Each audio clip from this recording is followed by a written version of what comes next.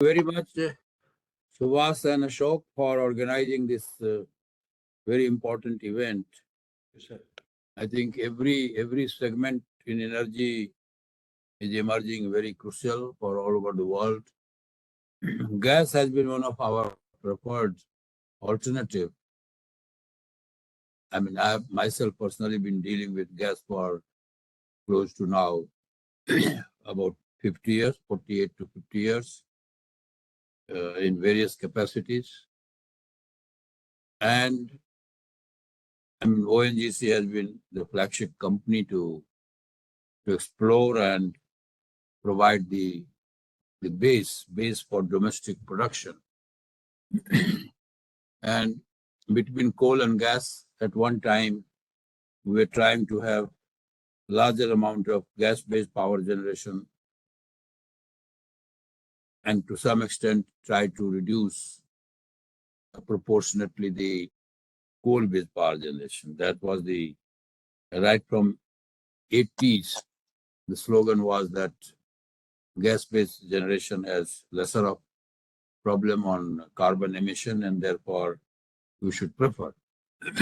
Power sector being one of the large consumers of gas, around in those days 40% will be power, another around 40% would be fertilizer.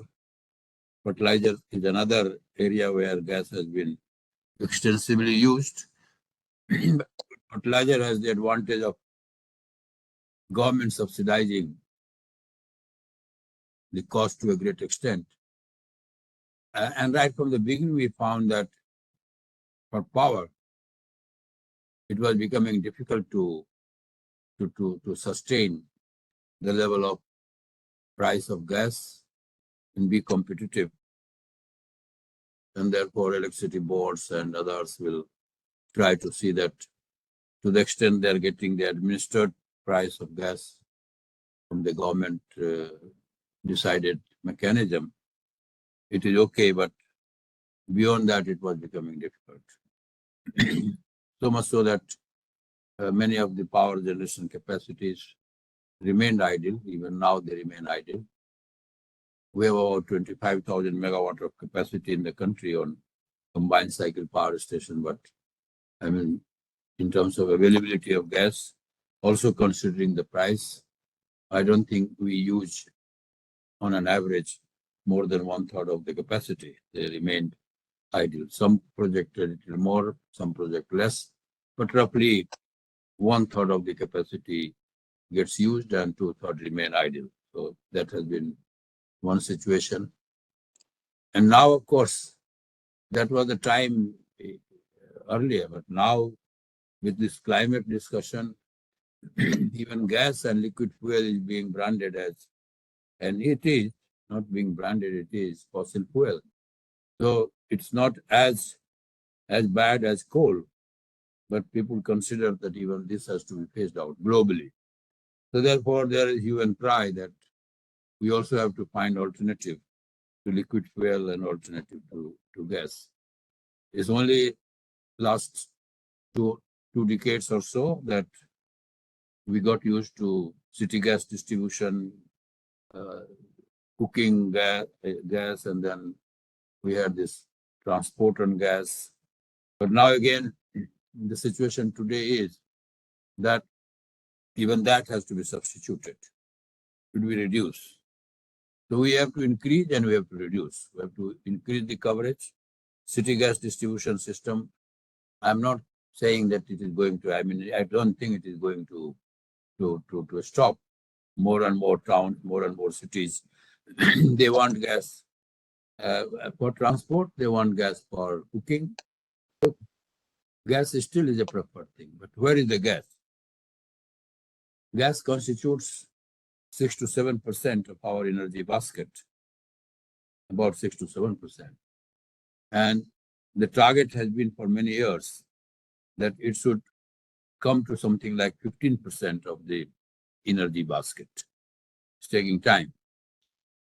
But the challenge has been that if we do not increase the production of domestic gas, unfortunately, production of domestic gas has remained more or less flat, no growth for last maybe 15 years or maybe even 20 years, more or less.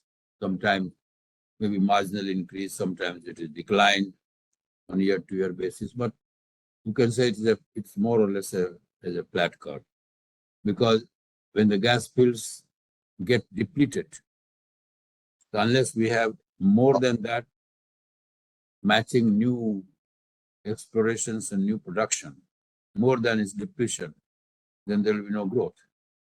And that has been the situation that we have been faced with. So it's a very tough task. But then gas internationally has been available, again in various capacity, sometimes to solve the problem of Ratnagiri gas-based power station, which Enron abandoned, and sometimes for Indian power stations. I said that various tasks I had to handle, but every time it becomes an uncertainty. Can you make a certain arrangement, an arrangement which continues? And therefore, not only now, but when I was in government or even before, when I was with NTPC or with Mumbai Electric, I used to brand gas as the most mischievous fuel. So I said this as many times in some of the international conferences, that this is a mischievous fuel. We can't trust that it will be available, and in any case, we can't trust its price, sort of range of price. So now, so many times I said that some of the World Bank people at very senior level, I heard in one of the conferences, people said that World Bank director dealing with infrastructure and energy is quoting me, saying that I have been saying mischievous gas is the mischievous fuel. And he was never saying it was mischievous, but he was confirming that now he also tends to believe that it is really the mischievous fuel. So that has been the situation. Today, with a little bit of at 6%, at 6% of the total energy basket, maybe 6 to 7% of the total energy basket that gas constitutes. Even there, we are importing around 50%. Only 50% we are producing. So, petroleum fuels, crude, we are depending 86% on import, and gas, 50% or a little more than 50% we are importing, LNG. LNG has, few years back, we were very bullish about this, that number of LNG terminals came up. Even now they are coming up. But at the same time, this climate discussion is putting a cold water on this, that are we really moving on the right line? We are not moving on the right line. But more than right or wrong of it, apart from the fact how much of climate effect is there or not there, or definitely it is less than coal, more important thing is the energy security. That if we have to depend on outside sources, whose response to prices and whose actions on prices could be totally undependable, how do we move on that? That is the issue. So even if for a minute, as our Honorable Prime Minister has already made clear, that so far as India is concerned, our net zero target is 2070. It could as well be a little beyond 2070. So for a minute, even if we ignore, we need not, but even if we ignore for the purpose of discussion, that climate and climate change concerns and impact on account of usage of gas, suppose we discount that in discussion, where is the gas? We get into bigger problems. So in our own constituency, we can successfully articulate, argue and debate and say that, yes, we should accept gas better than coal in any case. We have started accepting coal now in a better way. Because 3-4 years back, we were a little scared. What will happen to the coal-based plant? And again, the discussion has turned a different way. That with so much of reserve. Why we are doing that? Just because India has so much of reserve.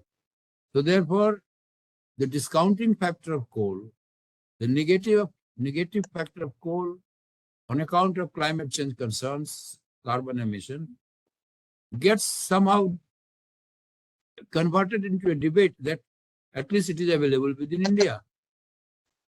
Ukraine war has further worsened the situation. Before Ukraine war, there was one scenario. Post and now going on, ongoing Ukraine war, the scenario is that energy security is taking the primary position, even superior position as compared to energy access, and in any case, superior position as compared to the climate change issues. Because that is the reality of the situation. Otherwise, Germany will not recall its shut down coal-based power plant. Because, as you know, Europe had been more loyal to sort of climatic issues than any other continent of the world.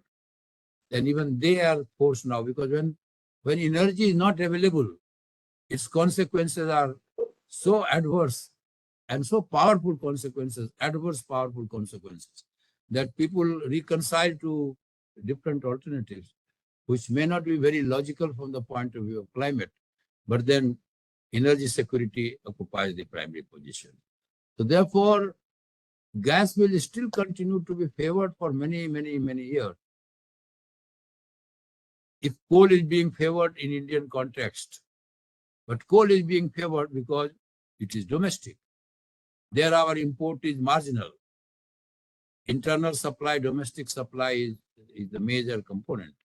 But in case of gas, unfortunately, Suvas did a very excellent workshop or seminar, non-virtual. We had people, he was also there. And in that seminar, one of the experts made a remark, which by some other experts have been conveyed to me that was not very correct remark, but that is how it was.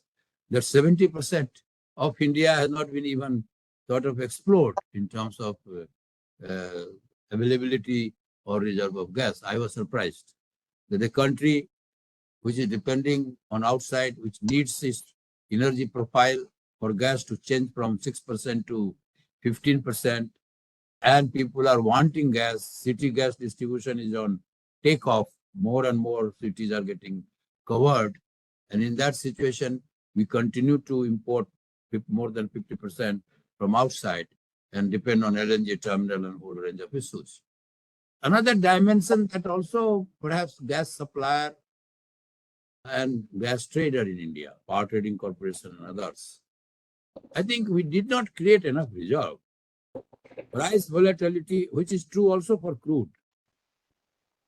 Something was done. I think I remember I was still in government. I remember having attended a few meetings in the PMO, and that was mainly a huge concern in government about our reserve. And in those series of meetings, I got educated that there are countries which keep reserve for 2 months, 3 months of usage. And we were keeping in terms of few days. And in those series of meetings, a very determined decision was taken that this situation must improve. I'm not sure what is the situation now. That was for petroleum, crude. Same is true for gas.